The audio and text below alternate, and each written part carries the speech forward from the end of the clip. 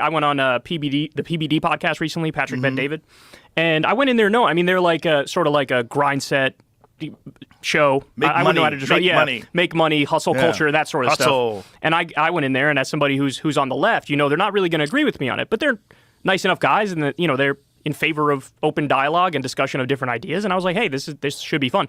And so I went in there knowing it was a little bit like the Lion's Den. So I was a little nervous, but I went in there and the conversation went great. They're really nice guys. We got a great reaction to it. And the feeling afterwards of relief was like, oh. That's interesting because you went in there like ready to do battle. No, I didn't go in there thinking like there's going to be a fight. But contentious perhaps. Yes, I thought, they're not going to agree with me on some stuff. And so I need to be able to explain myself in a way that can change their mind or at least give them pause and make them rethink it.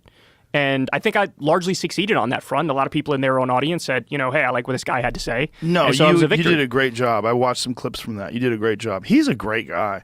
He really is a great guy. He's fair. He was fair. Genuine. Yeah, he was genuine. He wasn't trying to because some people, if you have a debate and they're different perspectives, some people will go in with like the I'm going to own this person mindset. Right. And that's not him. He just genuinely wanted to know, like, how do you think about this? Tell me what you think about this. Even when he doesn't agree with you, he's fair. Correct. Yeah. That's right. He's a very genuine person, and that's the appeal, and that's why he's doing so well. We talked about that, the authenticity that I talked about last night with Crystal, saying with you guys and with Sagar and with Jimmy Dore, and even if you don't agree with people, what they're saying, I know that's what you genuinely believe and feel, and it's based on thinking, it's based on your research, it's based on your comprehension of whatever the subject you're talking about. This is your real opinion, and that's what people are missing in mainstream media, and that's why you guys are eating their lunch.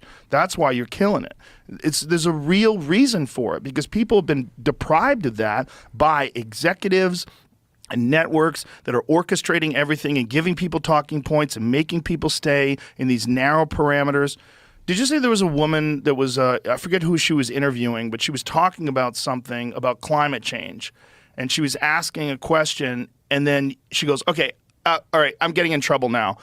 Let me, because she has an earpiece in. Oh, shit. And so someone's saying, get off the climate change, stop talking about. Producer in the ear, And so she has to course correct in the middle of the thing, which is virtually impossible. Yeah. And also fucks up the flow that makes people resonate with what you're saying. Because I want to know that if you and Patrick Bet David are disagreeing about a subject, I want to know that it's your thoughts and his thoughts. Like, let me see which one I agree with. Let me see why Kyle feels the way he feels and why Patrick disagrees. And let me see them work this out.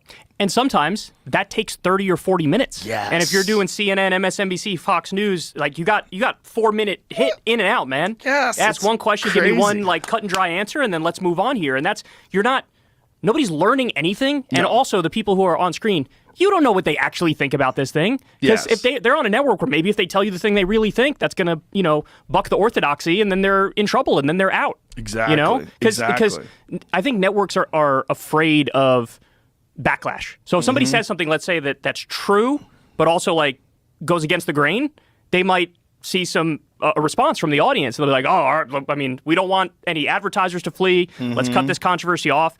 And honestly, that is the worst thing you could possibly do. The best way to handle it is, and I do this too, if I'm going to say something where I feel like my own audience isn't even going to agree with me on this, you got to say it if you're telling the truth, and then just let the chips fall where they may. And one of the things I learned from you is just don't engage, with Twitter and the mentions and YouTube comments, because if you're getting good criticism, that's one thing, and you can tell when a criticism is fair.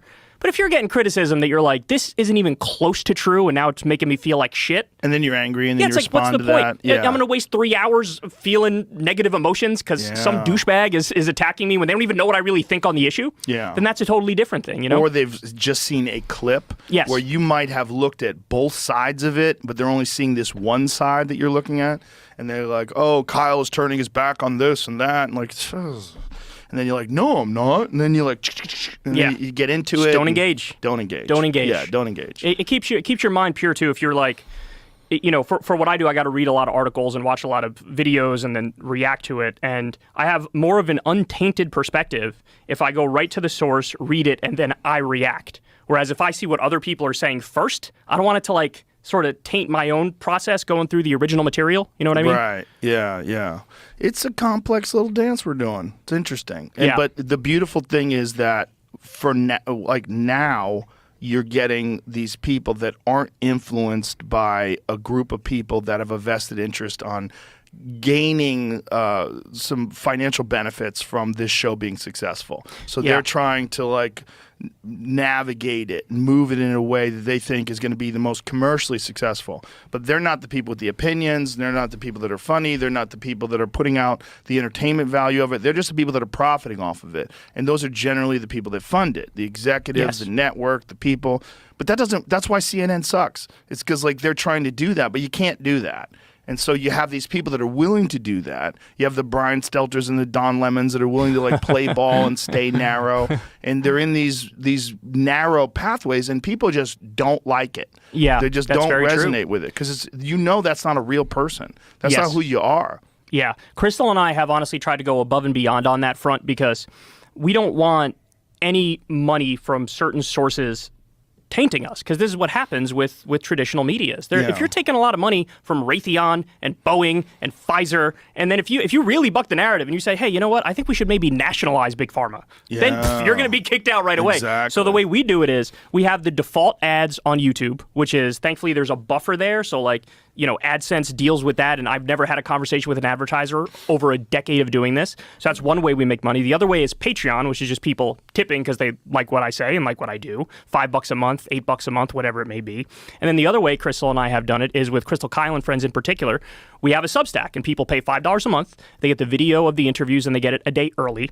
And that makes it, again, so I've never had a conversation with any advertiser in over 10 years of doing it. I've gone above and beyond on purpose so that people know, look, even if you disagree with me, this is 100% coming from a genuine place. Yeah, that's awesome. That's the future, I think. And I think that's a commercially viable way to do it, too. You can do it and make a living, especially when you realize that, if you're working at CNN, you got to realize there's probably like hundreds of people that are working there that aren't the entertainment. Right. Yeah. So like there's so many different pieces of the pie that get sliced up and chopped up, whereas you don't need as much money to be financially successful with your show, as successful as you would be if you were on a network. Right.